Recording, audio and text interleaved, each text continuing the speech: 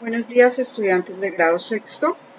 El tema principal que vamos a ver en estas 3 semanas corresponde a el pasado simple con los verbos regulares.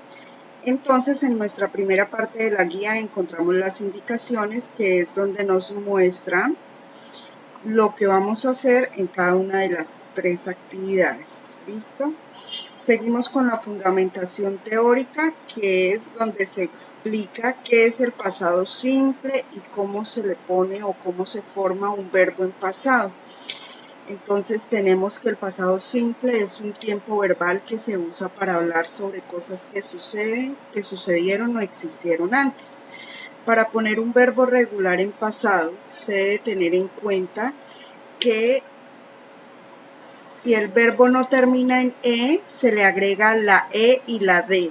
Y si el verbo termina en E, solo se le agrega la D. Por ejemplo, veamos el verbo jugar.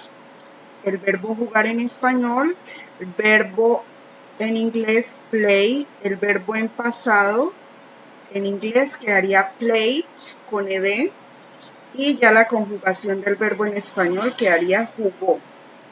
Listo, acá vemos una tablita con 4 verbos que nos pueden ayudar para el desarrollo de las actividades.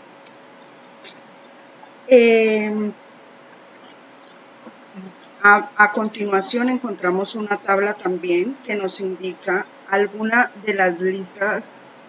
lista de los verbos, de algunos de los verbos que están en pasado. Entonces encontramos en presente, pasado y pasado participio. ¿Qué les quiero mostrar con esta tabla? Que el verbo en presente se escribe de una forma, en pasado se le agrega la E y la D, y el pasado participio se le agrega también la E y la D. Pero lo que nos interesa acá es el pasado. ¿Listo? Ya continuamos a nuestra parte gramatical y es cómo conformar oraciones en pasado simple. Para formar las oraciones en pasado simple, lo hacemos de 3 formas muy fáciles, que son la forma afirmativa, la forma negativa y la forma interrogativa. De forma afirmativa, utilizamos un sujeto. ¿Cuáles son los sujetos?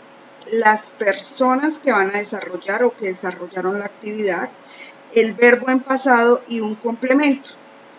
Por ejemplo, he visit Bogotá. Él visitó Bogotá. ¿Cuándo lo hizo? La semana pasada, del mes pasado.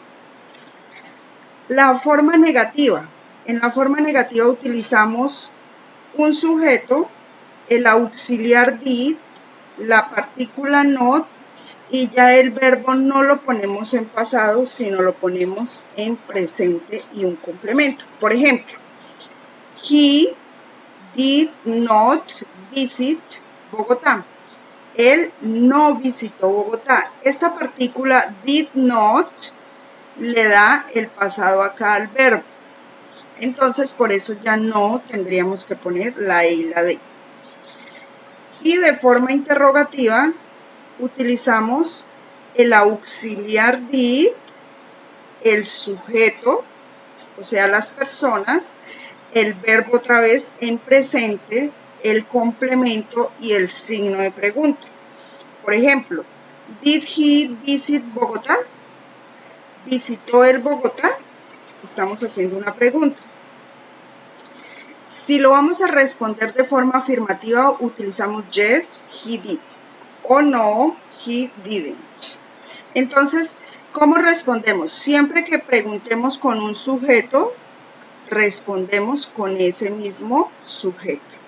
¿Listo? Ahora sí, vamos a nuestras 3 actividades que son muy cortitas. Actividad número 1.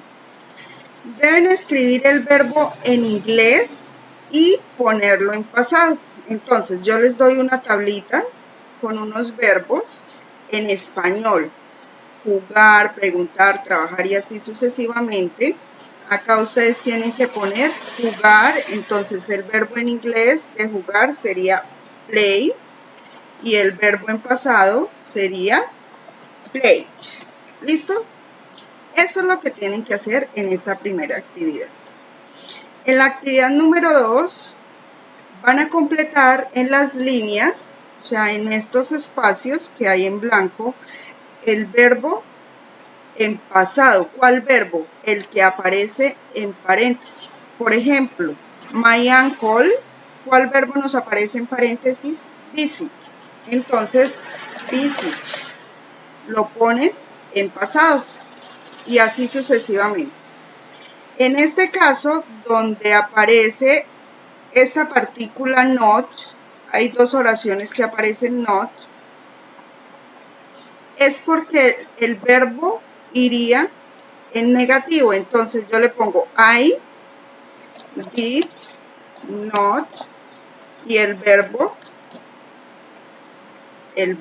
en presente como aparece. ¿Listo? Lo mismo acá. Y en la actividad número 3 aparecen unas oraciones. Estas oraciones, y acá al final aparece un paréntesis con un signo. Acá en este caso sería negativa y acá interrogativa. Entonces, van a cambiar esa oración a negativo. Por ejemplo, esta que es negativa, ¿cómo quedaría? Claire did not play tennis this week. ¿Listo? Teniendo en cuenta la explicación de la parte de arriba. Y en la interrogativa, entonces, decimos que va primero el did, después va el sujeto. ¿Cuál es nuestro sujeto? Kate. Did Kate finish? Ya no le pongo la E y la D. Y continúo, her work. Y al final le pongo el signo de pregunta. Listo, papitos y estudiantes, estas son las 3 actividades de inglés de la clase de las 3 semanas siguientes. Entonces espero se diviertan y trabajen con mucha calma.